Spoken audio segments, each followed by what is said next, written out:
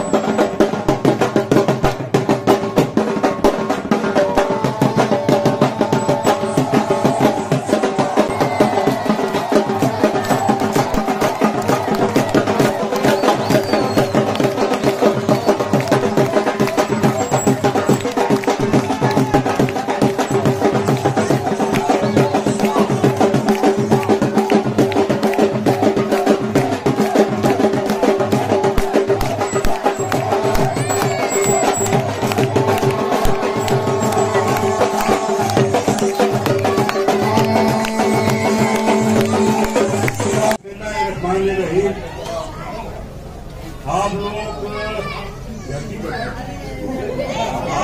बुलाते हो corner meeting फिर नारे ऐसे लगाते हो कि हमारा खून जो है ना जी वो डबल गर्म होता है।